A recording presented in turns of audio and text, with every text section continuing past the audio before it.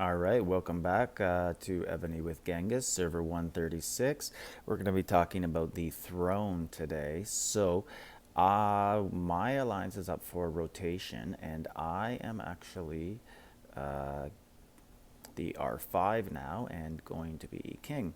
So we're going to take over this throne. We are very late in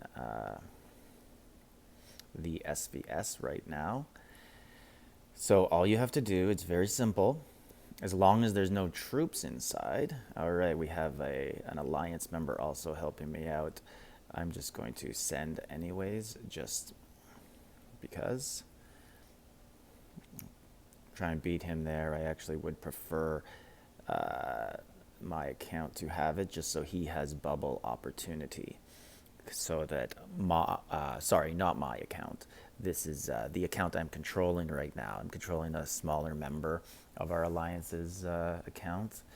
Uh, Basically, just to show you guys the video, and also because he's sleeping right now, and we have to use smaller accounts in order to take the throne. There's a few reasons for that. So, I'll just go over these buildings. You should know, but basically this one, catapult, and this one, catapult. So you can withdraw from the throne as soon as you hold it.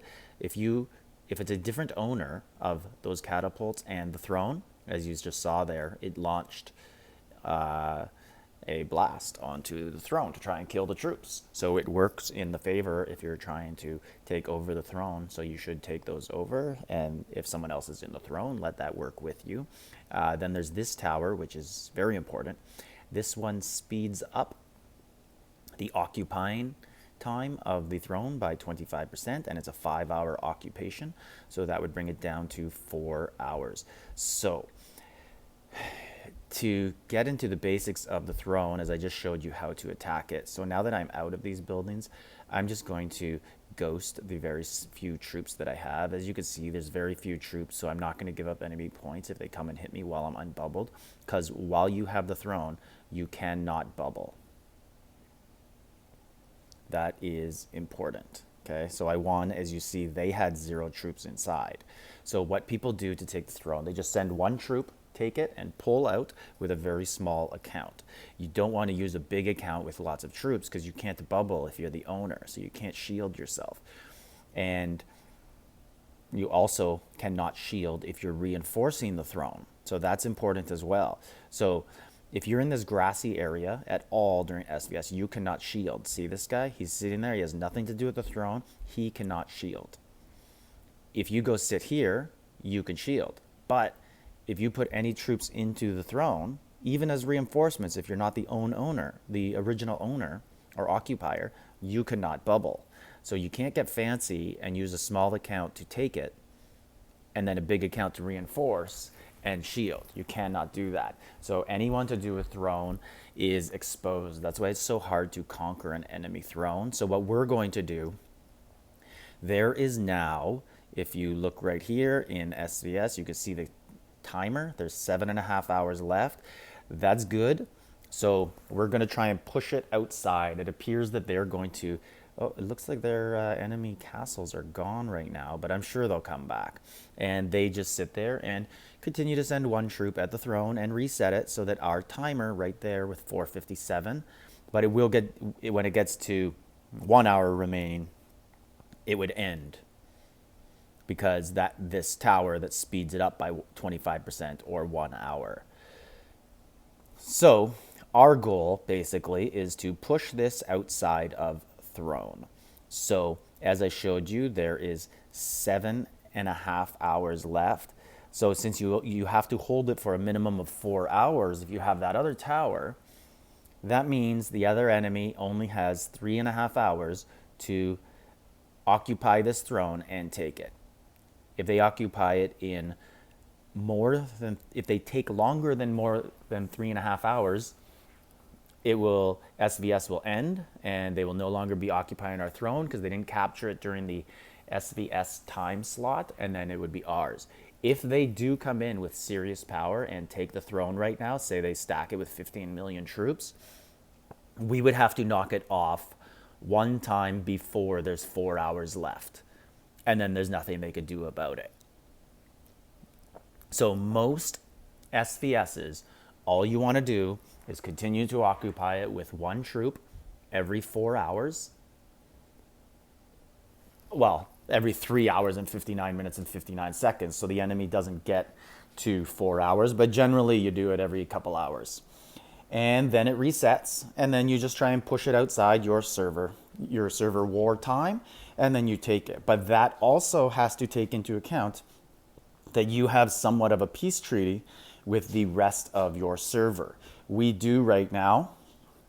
So we have a throne rotation. The reason for that is because it keeps peace on the server. People don't tile, they don't get upset, that sort of stuff. Now, if there is not a throne rotation and there is no peace, that means that after SVS, we would all fight for it amongst ourselves.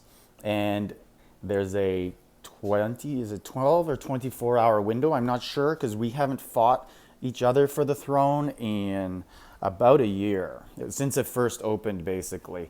One alliance, here I'll show you them, that you can see how much more powerful they are than everybody at the top there, Nefarious.